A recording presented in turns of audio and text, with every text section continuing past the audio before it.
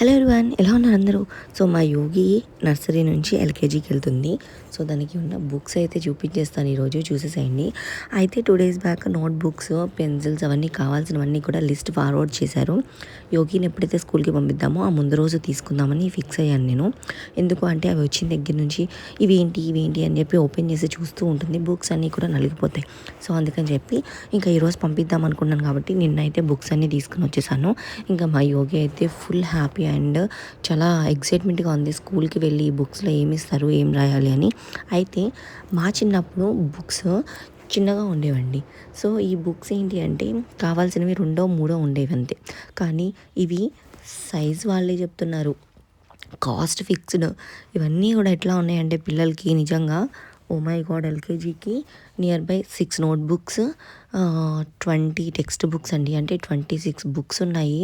నాకు తెలిసినంత వరకు ఒక స్లేట్ ఒకటి పట్టుకుని వెళ్ళేదండి నేను ఎల్కేజీకి వెళ్ళినప్పుడు. పెద్ద బుక్స్ కూడా ఉండేవి కాదు. ఇంక ఇప్పుడైతే ఏం చేస్తాం, ఇంకా పిల్లలకైతే అన్నీ తప్పదు. సో మా యోగికి కూడా ఇంకా ఈ రోజు నుంచి స్కూల్కి వర్క్స్ అన్నీ ఉంటాయి. ఇంకా బుక్స్ కూడా చూసారా ఎలా ఉన్నాయో. ఇవి వచ్చేసి టెక్స్ట్ బుక్స్ అండి. ఇవి స్కూల్ వాళ్ళే ముందే ఇచ్చేసారు కిట్. నేను లాస్ట్ ఇయరే తీసుకుని వచ్చేసాను, కాకపోతే అట్టలు వేయలేదు. స్కూల్లో బుక్స్ కనుక స్టాక్ అయిపోతే అవి వచ్చే వరకు వెయిట్ చేయాలి. అవి రావడానికి స్కూల్స్ ఓపెన్ చేసిన 1 month పట్టచ్చు, 2 months పట్టచ్చు.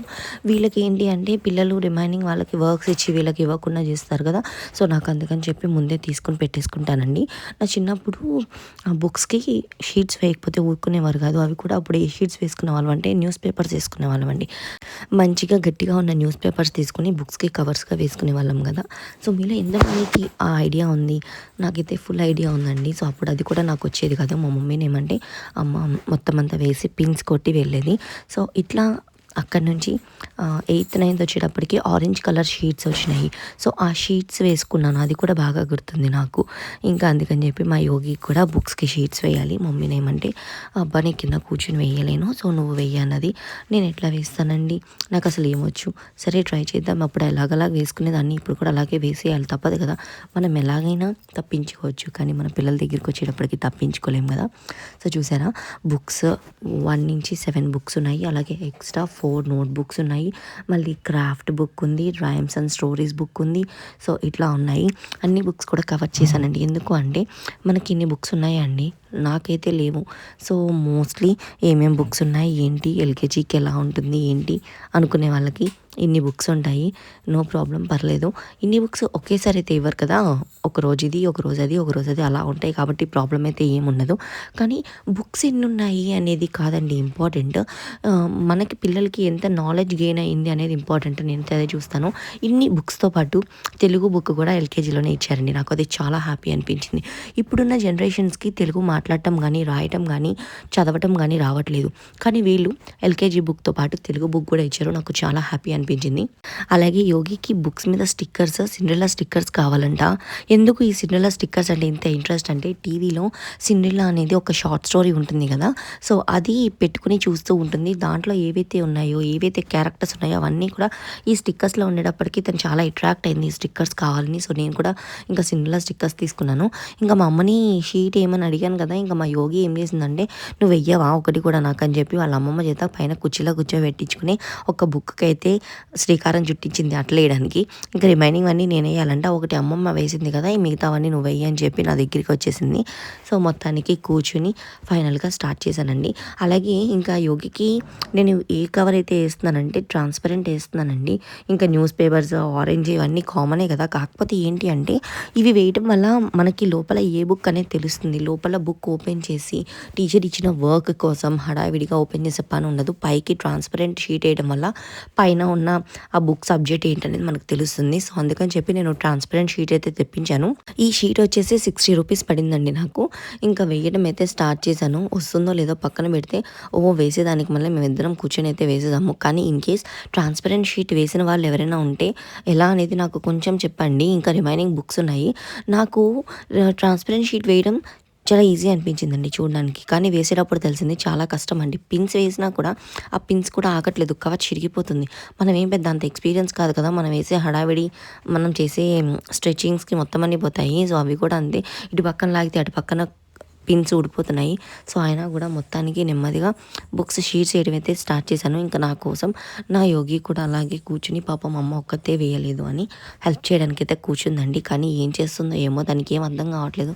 ఎందుకురా బాబు మా అమ్మ ఇలా చేస్తుంది అన్నట్టు ఎక్స్ప్రెషన్ పెట్టుకుని కూర్చుంది. 1 or 2 బుక్స్ అయితే మేనేజ్ చేయొచ్చు, కానీ ఇన్ని బుక్స్కి షీట్స్ వేయడం ఎలా మేనేజ్ చేస్తాను చెప్పండి. కానీ వేయకపోతే అవ్వదు.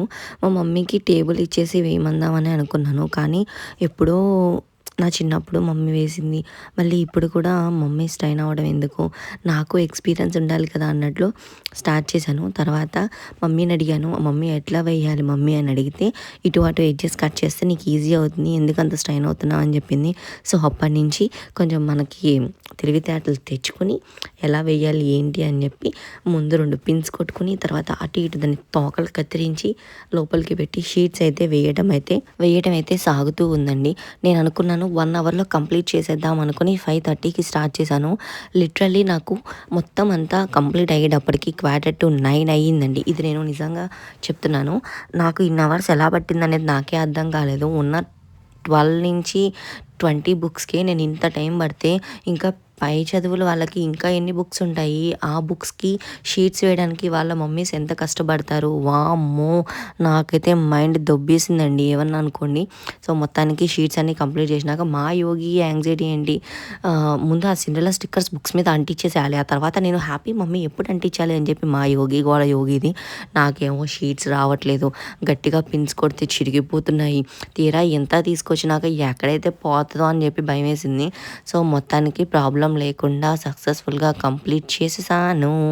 నాకు అప్పుడు అనిపించిందండి, నెక్స్ట్ ఇయర్ నుంచి మా యోగి స్కూల్ వాళ్ళు పైన షీట్స్ వేసే పని లేకుండా బుక్స్కి లామినేటెడ్ వచ్చేస్తుంది కదా, సో అట్లా ఇచ్చేస్తే బాగుండు అనిపించేసింది. సార్ వాళ్ళతో ఒకసారి డిస్కస్ చేయాలి ఈ విషయం గురించి, ఇట్లా వస్తే బాగుంటుంది కదా సార్ అన్నట్లు. ఇంకా ఫైనలీ మా యోగి స్టిక్కర్స్ అంటించే టైం వచ్చేసిందండి.